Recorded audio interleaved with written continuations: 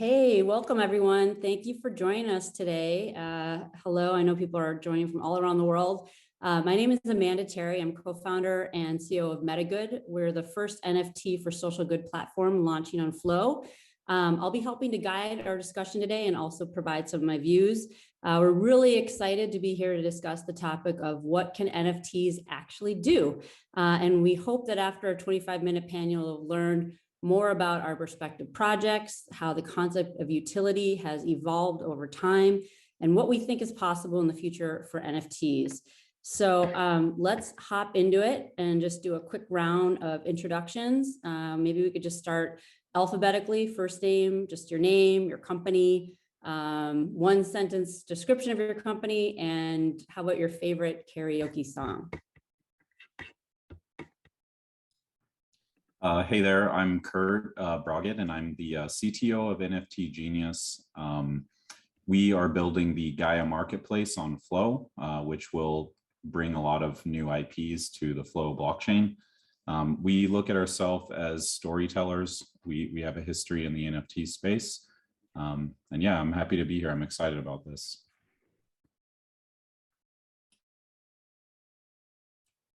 Kylo, do you want to go next? Welcome.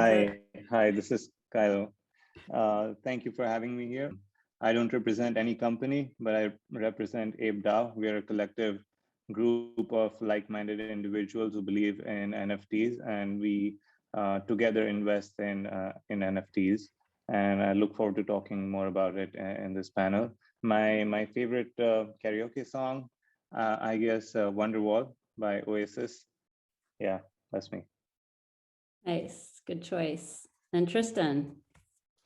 Hey, thanks for having me. I'm the general manager of NBA Top Shot, which is of course a part of Dapper Labs, and we are creating Flow, Dapper Wallet. We are basically trying to revolutionize sports collectibles with our partnerships with the NFL, NBA, and La Liga as well, to bring digital collectibles to sports fans all around the world. So thanks for having me. And do you have a favorite karaoke song, or? Oh, I'll always do my best to try and butcher Bohemian Rhapsody by Queen. Nice, nice. I was thinking I probably am living on a prayer. Bon Jovi is probably my tunes, and probably dating myself, but there you go. Awesome. So awesome. Well, thanks for everyone's intros, and let's just hop into talking a little bit about your NFT collections and kind of what's the latest utility they're providing. Tristan, do you want to start? I know, obviously NBA Top Shop is one of the fastest growing NFT marketplaces on Flow. Talk a little bit about what the utility is, and I'd be curious some of your thoughts about, what drives collectors trading in the secondary market, and maybe how that's changed over time since your launch last October.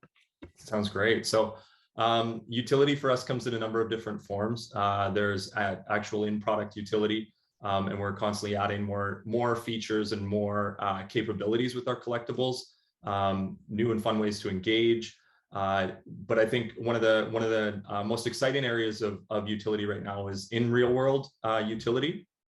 And we've actually, we started out back during the NBA finals last year. We sent a bunch of collectors to Phoenix actually for Game 5 of one of the playoff games. And this sort of kicked off a series of us finding new ways to reward some of the biggest collectors on our platform with experiences that money can't buy. With the ability, our whole goal is to try and get people to get closer to their sport, the sport that they're in love with, the athletes that they feel connected to. And so we want people to actually collect and be rewarded for that. So we sent people to the NBA draft. We sent them to some of the summer league games. We've just recently announced that we're sending a whole group of collectors and fans to the Milwaukee Bucks home opener. So the biggest area that we're sort of like really excited about exploring right now is in real life utility, because our whole goal is to be the future of fandom, and we want to prove that digital collectibles can get you closer to the action in ways that you could never imagine. So that's what that's the area of utility that I'm most excited about right now. And I'll leave it up to the rest of the group to also chime in, but just wanted to point that out and get things rolling. Awesome. I love IRL. That's really awesome. It's cool. I'm sure your fans are really excited about that. Kylo, we were just catching up a little earlier this morning. You know, I know that you started off actually collecting NBA Top Shots and then got into art NFTs and then basically started this DAO. So talk a little bit about what it's like to run a DAO and kind of the utility for your collectors and your collection. Yeah, super excited, by the way, for NBA Top Shot and the new season coming up. Although I don't live in the US, this has allowed me to participate in this game.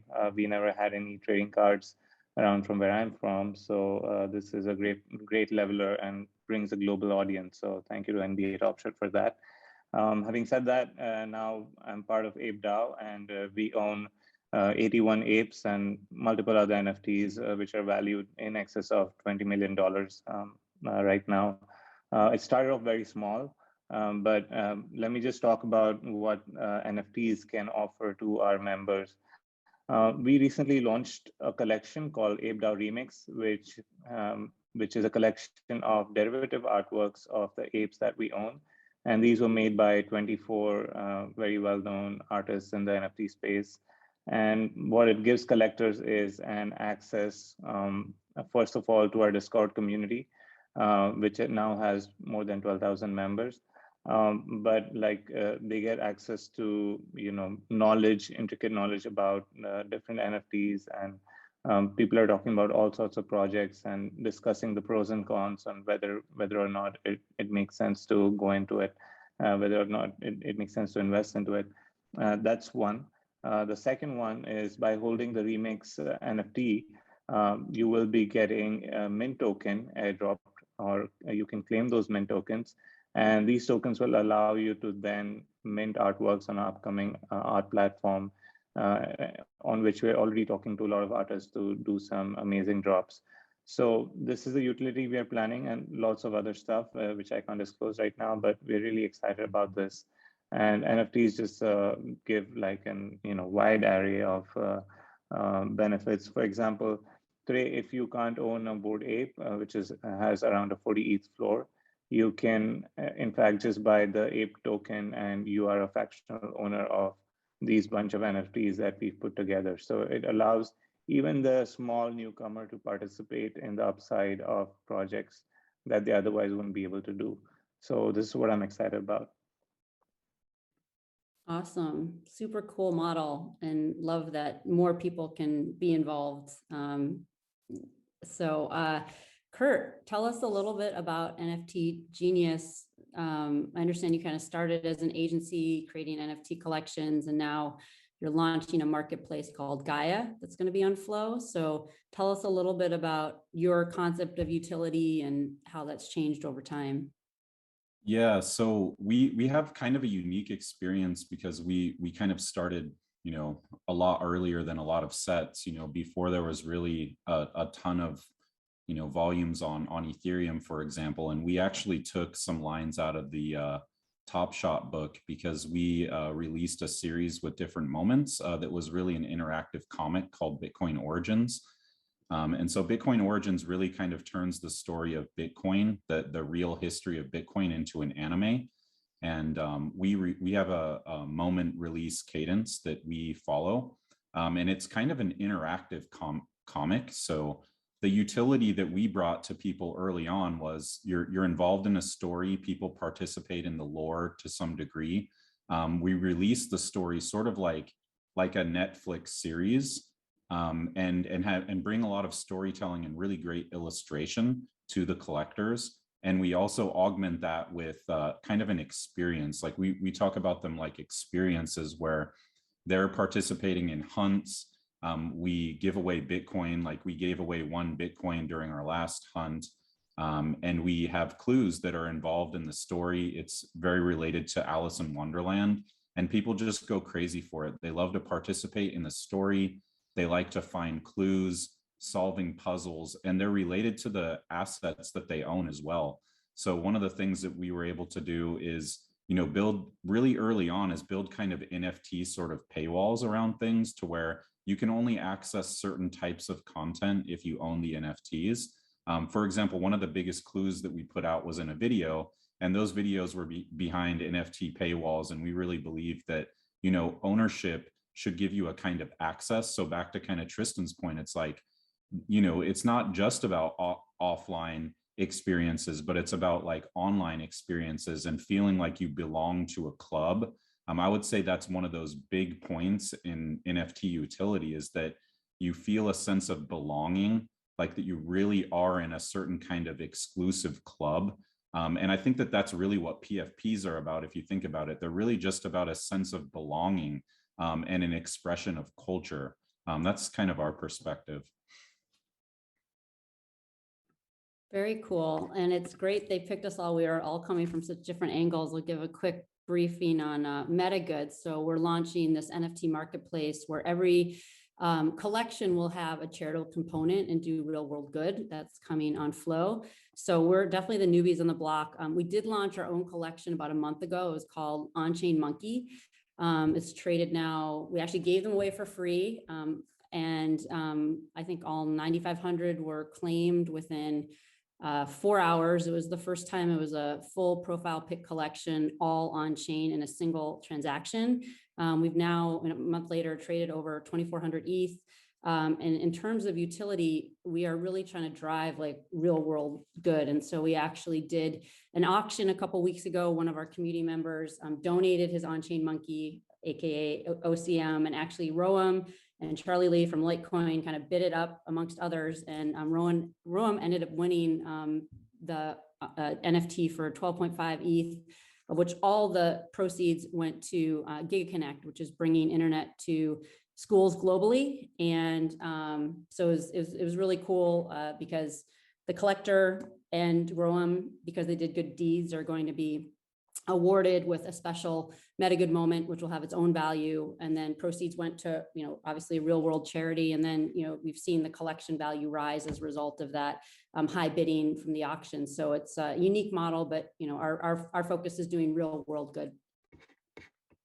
And let me pivot a little and I'll switch up the order just so it gets interesting. But next question is kind of like, what real world processes can NFTs augment, or do you think they could actually replace in the near future? Kylo, do you want me to start with you? I've heard a lot about how this could really help the ticketing system for a lot of large events or big events. And similar to what Top Shot is doing for NBA, I see everyone else also providing in real life utility.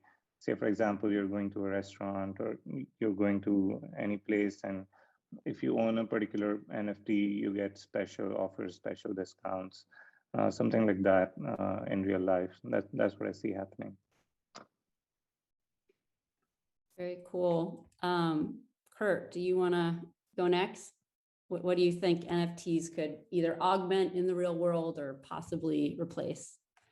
Yeah, I think that what Kylo said is very true. Actually, I can't say a lot about it, but I am pretty deeply involved with how tickets work in the real world. So I think that this is a really interesting application for sports and all kinds of things like music. So that one is definitely great. One of the ones that I've been thinking about a lot lately, and I hope it's not, you know, like it's a little more traditional, but you know, the initial name of the NFT standards for Ethereum, for example, was a deed. And I think things like real estate could be traded as NFTs pretty easily. And I know some people are trying to tackle that. And I get pretty excited about that one because I think that once people see that a traditional kind of asset would be traded in that way, that, you know, NFTs will really break into mainstream in ways that people, you know, may not really have predicted. You know, like NFTs have taken off in a way that, you know, when I was first building them, it seemed like a really nerdy kind of niche thing to do years ago. It wasn't cool at all. And, you know, I think that Top Shot kind of, you know, changed the whole landscape and kind of changed the way that I even thought about them. I didn't think that it would ever really be a mainstream thing. And I think that's a really important thing for our industry is once, you know, McDonald's has their NFTs, or they can, augment the experience with giving digital like souvenirs, for example, I think is another big one. When you attend something, proof of attendance, and that most sports games right now have souvenirs, and they're physical goods. And I think replacing that whole physical good layer with these kind of collectibles is really a good thing. I love the idea of comics, and there's quite a few. I mean, there are so many applications. I think that you could basically take any good that's digital and turn it into an NFT at this point. I love the points about proof of attendance and ticketing. I think that's all great. I think any type of art form that is currently distributed to users en masse could eventually become an NFT. Like I'm in addition to being a big sports fan, I'm also a big music fan. Very, very interested to see how music and songs and albums could potentially be distributed en masse as NFTs, or to even select groups. I mean, Kurt, to tie to what you were talking about forming clubs earlier, like NFTs are a great way to understand who those like really diehard badged fans are, right? They're great. There's a great ability for artists and musicians and movie creators to connect with finding out who are their biggest fans, what are they most interested in, and they could be rewarded in really unique ways. I live for the day when purchasing an album, even if it's really expensive, by one of my favorite bands, allows me to even distribute it to a select number of my friends, or attend a really intimate concert. I think there's some limitless application of any type of art form that is distributed at this point, and we've just scratched the surface.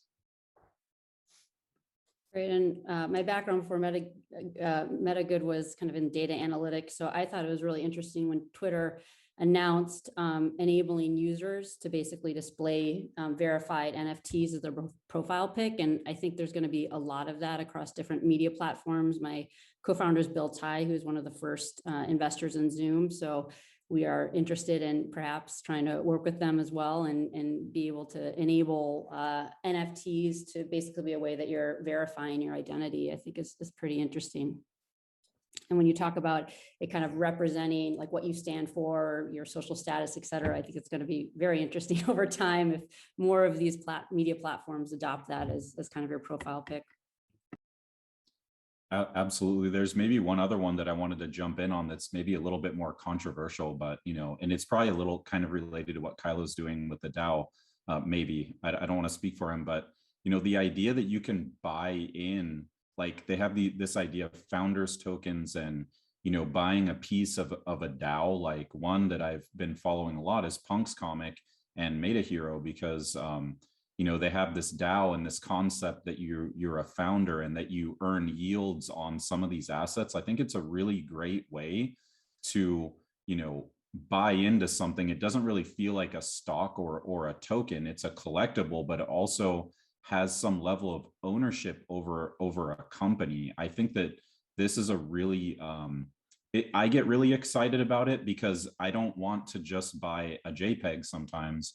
I want to feel like I'm going to earn some yield, or that I'm an owner or something like that. And I know that this is a controversial use of NFTs for sure. There's a lot of regulation behind it, but I do get very excited about that. Yeah, you just reminded me of actually the Axie Infinity use case too, right? A lot of people like quitting their jobs in the Philippines to actually just play Axie Infinity and earn a living. So it's like actually a way for economic empowerment as well, which I think it's fascinating kind of watching what's happening in Southeast Asia with Axie Infinity actually across the world, but especially there.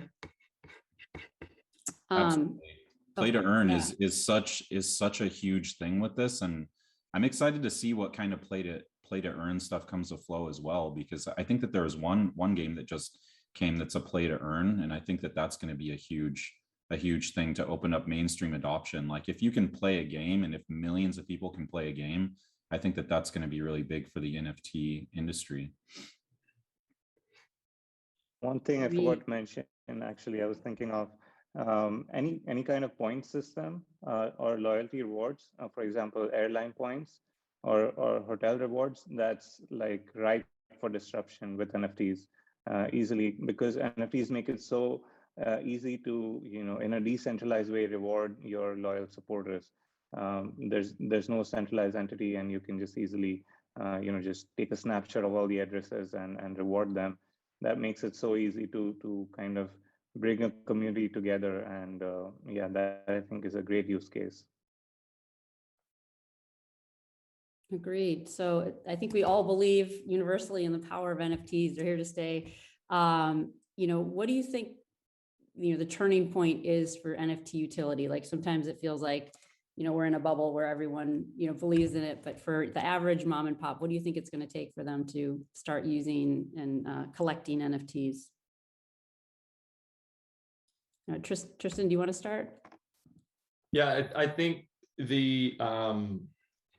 I don't know. I definitely think that NFTs are here to stay in the long run. I can't really imagine, the year 2030 and digital collectibles and NFTs in general haven't completely sort of permeated all of popular culture at that point. I think the more, like we've talked a lot about like mainstream applications and them sort of like weaving into everyday life. I feel like NFTs are just scratching the surface around, avatars, some of the stuff that you were talking about with Metagood and actually having an influence over charities and organizations. Sports fans, there's billions of sports fans around the world. So I think more NFTs have application in the art space and are really being embraced by popular culture and influencers and celebrities. I think sometimes, and obviously famous athletes, that has the ability to have a profound impact on popular culture and the overall legitimacy of anything that's new that's being introduced. Once you have some of the key influencers in the space, or artists and directors and actors and athletes, I really think that that's what's going to sort of create a bit of a tipping point where people start to explore. I know that all around the world, gaming unites a lot of people as well. So if NFTs start to become, rewards for achievements in video games, and there's competitions over NFTs through the use of games, I think there's a number. I think gaming and obviously people who are influential to popular culture has a big influence on mass adoption and buy-in. So I think as NFTs continue to sort of permeate those two major landscapes, I think that'll be will create a tipping point, and then NFTs will be here to stay. And I think you guys have really paved the way for mass adoption of NFTs, just making it credit card accessible and not having to configure wallets to buy NBA Top Shops. In a way, Dapper Labs has really pioneered making them more mainstream. Kylo or Kurt, do you have some thoughts on this? Or yeah, I'll go first. Yeah, so one thing obviously is to ensure that blockchain and everything related to crypto, if it's running in the background, it allows any next person who doesn't know anything about, getting onboarded into MetaMask and setting up an account, taking care of your keys, etc., to get into NFTs in a frictionless way. So I think that's very important to ensure that the tech is in the background, but the user interface is seamless. And maybe some of the platforms still have a ways to go for that. But yeah, like you said, NBA Top Shot has done a good job about it. Number two, I think, is regulation as well as security. There's a lot of scams, obviously, in something like this, where obviously we love decentralization. We love to have independent control over our assets, but that obviously increases the risk. You have no one to fall back on when you lose them. And we've seen, unfortunately, a lot of these come up over the last few months. So I think that maybe some more security features or easier ways for people to take care of their assets will definitely help onboard more people going forward.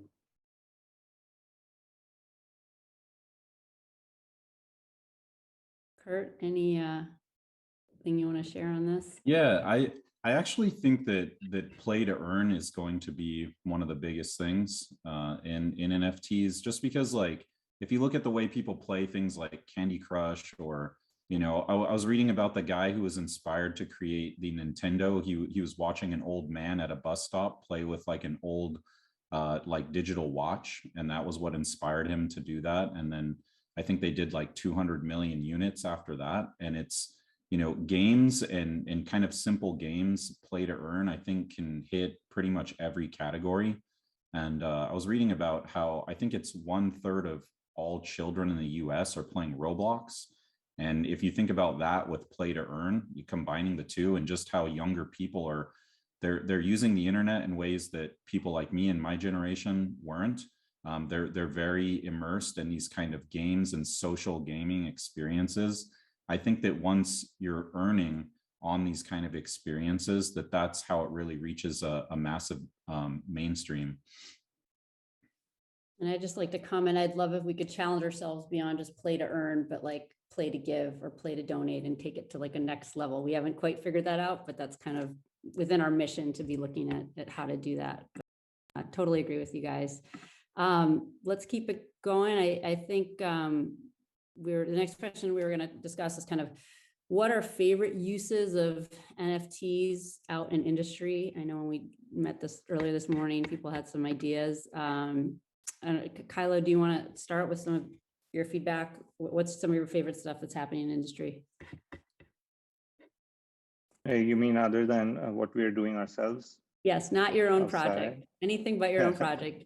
Yeah, so we spoke about the marriage of NFTs and DeFi, right? And that's something that another project I'm invested in is called Fracts. They're generative NFTs on the Solana blockchain. The blockchain itself has kind of come into focus recently with the token doing well. And these are the first generative NFTs. But what they did was, if you stake your Fracts, you earn this token. And again, this token can be used to mint more artwork eventually. So it's kind of, you're getting yields, and at the current rate where it's going, it's almost like you'd get like $100 every 10 days kind of thing, which is significant, 9% APY on just holding on to your NFT. So incentivizes you not to sell them and hold on to them, and gives actual real utility.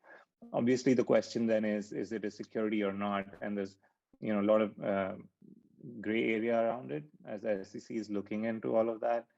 And obviously, when the technology is so far ahead, regulation will take time to catch up. But as long as people do it in the right way, I think that can be something which is pretty exciting. Great. I see Tristan nodding his head. Do you have some thoughts on your favorite? Yeah, some of the in general, some of the movement that I'm excited about is along the lines of the stuff that Genius is doing. Like, I think that personal identification in the digital space is going to be huge in the long run. Like the ability to really, I mean, we're seeing it with the avatars, the desire to represent yourself with a one-of-one or something truly unique. So I think the ability to sort of create yourself in digital space and then customize it in a really unique way that makes you feel individual and stand out. I think all of this stuff is sort of going to, converge at one point where we're going to be able to have social interactions in 3D digital space. Our NFTs are going to be part of the sort of, decor of the space, if you will. Hopefully, achievements from games and things, great modern art that you've purchased as NFTs, perhaps music you're listening to. I would have loved, during a time like, actually, Kurt, your point about, everybody playing Roblox now, that's only going to continue to snowball. So the ability for those communities, for those groups, whether they play games together or socialize, to go into 3D space, see what people have collected, top shots and apes and stuff on the wall. I'm excited for that eventual evolution. That's something I would have loved during, the pandemic and lockdown and that sort of thing, is to actually have a space I could go to with the community that I've built around collectibles and NFTs. I think that would have been unreal. So I think that's where we're going. So I'm mostly excited about some of the movement around personalization and identification and our ability to immerse ourselves in 3D space. That's where I'm sort of most jazzed about where this is headed. Yeah, Very for cool. sure. I definitely think that, if I just judge by my own personal collection, one of the ones that has really influenced me and I've been really excited about was what MetaHero is doing and what Pixel Vault is doing. I think that they they cover a lot of things for me that I find interesting. One is comics and storytelling. The other one is like, you know, PFPs and generative art, and also about value creation and gamifying how you bring value to the collector. I think that bringing value to the collector is pretty much like the holy grail, I think, for what people are really trying to do, because there's so many different ways to achieve that. And you can even see how Top Shot has really gone through many different phases of trying to bring value to the collector. And I feel like they have, you know, scratched the surface of something that's probably larger and that a lot of people are starting to copy. I think, like mint passes, and, you know, some of these things are kind of being victims of the blockchain that they're on, but you know, like that they, you know, maybe wouldn't have if they were on a different blockchain, for sure, like fees and gas wars and stuff like that. But bringing value to the collector and the way they've gamified that, I think is brilliant. I think that they did thousands of ETH in 1 week on just their planets alone, and I think that it's a great achievement. And I think a lot of people are really believing, because the people that got in early, they're getting a lot of value. It does kind of go into a gray area where is it a security or what? Like, I don't even know when I purchase these things, so that's scary. But I think that they're trailblazing in that sense, where they're not scared to be bringing, you know, those kind of things. And obviously people want it because they're buying it, right? So that's one thing. And the other one is just metaverses alone. I'm really excited about, I do believe in a future where people are not like physical reality is very boring, and that, you know, people are already spending so much time glued to metaverses. And so the idea of having metaverse real estate, I've gone and bought a lot of the metaverse real estate, and I really do believe in it. And I think that when you're in those kind of experiences, socializing with other people, you know, owning those assets becomes a lot more important than just, you know, a card that doesn't belong to any, you know, actual metaverse, you know. So like tying it into an experience and like a world, to me, brings a lot more value to those assets. So I've been buying a lot of metaverse assets. Very cool. I'll just do a little, I mean, we like art blocks, just because it's, you know, in some ways it's a very strong community, super curated. They're also doing stuff with charity. So we have a lot of affinity for art blocks. And then also really like the One Of team. They recently launched on Tezos, and I love how they're kind of intermediating the record labels in a way for allowing artists to connect directly with their fans. And to your point, Tristan, they're doing a lot of IRL stuff as well. And so I just think it's a cool company, and definitely disrupting in the music space. I think we might have time if we do like a quick answer to do one more question. But I guess if you could just say, like, in a sentence, like, or two, what do you think is the most outlandish thing NFTs will do in the future right now that seem insane, but you actually think could happen? Kurt, why don't I start with you? I thought of two. You know, actually, I predicted that people would be trading, you know, some things you might not expect. Like one would be like organs. I think that people will be trading those kind of, and actually, I think that somebody did sell a piece of their skin as an NFT, and I think that that's a really strange use case. And I also think that, you know, self-contained artificial intelligences that could be kind of like services, I think are a really amazing use case. You know, like having a robot contained inside of an NFT and using it as a service, I think is a really novel way of selling NFTs. And I think that it will happen in the future, you know, having workers and, you know, bots that are out there kind of doing work, and you can trade these kind of bots, I think would be a really interesting use case for sure.